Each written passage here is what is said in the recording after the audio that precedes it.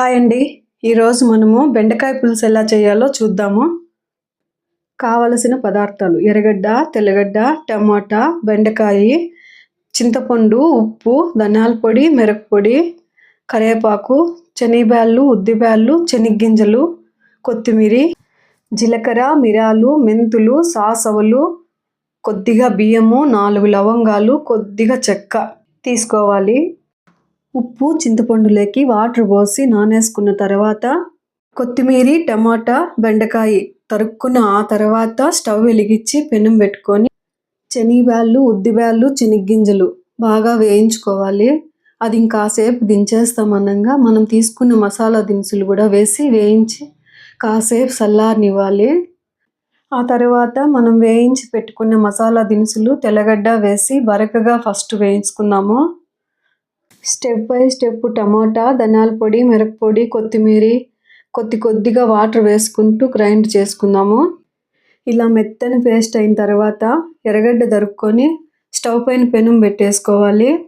కొద్దిగా ఆయిల్ వేసి బెండకాయలను బాగా జిగుడంతా పోయేంత వరకు వేయించుకోవాలి. నేను ఈరోజు బెండకాయ పులుసు, బోండా, రాగి ముద్ద చేసుకోవాలనుకున్నా. ఇలా రంగు మారి జిగుడంతా పోయాక ఈ పెనం దించి మరో పెనం పెట్టాలి. ఆయిల్ కొద్దిగా వేసి సాసోలు బాగా చిట్లాక మనం తరుక్కున్న ఎర్రగడ్డ, కరివేపాకు వేసి బాగా మెత్తబడేంత వరకు వేయించుకోవాలి.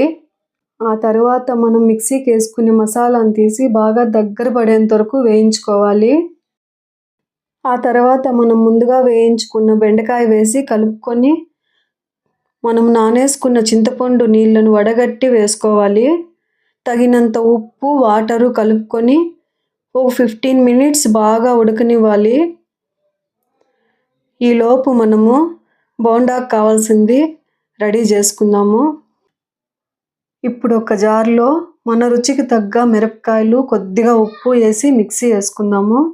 ఇలా వేయడం వల్ల కలిమోసం రాదు. ఇప్పుడు ఒక గిన్నెలో సన్నగా తరుక్కున్న ఎర్రగడ్డ, తర్వాత కొత్తిమీర, పుదీనా, కరివేపాకు సన్నగా తరుక్కొని అదే గిన్నెలో వేసుకుందాము. ఇలా మిరపకాయలు మిక్సీకి వేసుకోవడం వల్ల మన ఇంట్లో చిన్నపిల్లలు ఎవరన్నా ఉంటే ఇబ్బంది లేకుండా తినేస్తారు. ఇప్పుడు ముందుగా మిక్సీకి వేసుకున్న మిరపకాయ పేస్టు, శనగపిండి, కొద్దిగా రుచికి సరిపడా సాల్టు, దోసల సోడా చిటికెడు వేసి వాటర్ కొద్దిగా వేసుకుంటూ మెత్తగా కలుపుకోవాలి. వాటర్ చూసుకుంటూ కలుపుకోండి. మెత్తగాను వద్దు, అట్లని గట్టిగాను వద్దు, మీడియంగా ఉండేలా చూసుకోండి. ఒక్కసారి ఉప్పు కరెక్ట్గా ఉందా అని చెక్ చేసుకున్న తర్వాత మనము బోండాకి ఇలా ఎత్తితే ఉంటగా రావాలి. ఇలా ఇంకా కూర ఉడికిపోయింది. ఇది దించేసి వేరే పెనం పెట్టి ఆయిల్ వేసుకొని బాగా వేడెక్కాక బోండా వేసుకోవాలి.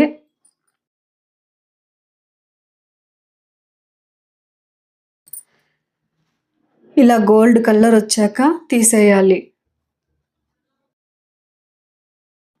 బెండకాయ పులుసు, రాగి ముద్ద, బోండాలు ఒక్కసారి నేను చేసిన విధంగా మీ ఇంట్లో మీరు చేసి ఎలా వచ్చిందో నాకు కమెంట్ చేయండి.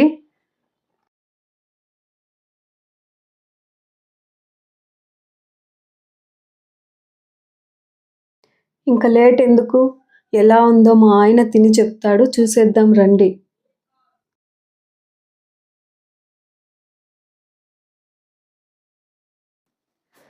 బయటని ఇంకా వేరే సౌండ్ రావడం వల్ల సౌండ్ ఆఫ్ చేశాను, ఏమనుకోవద్దండి.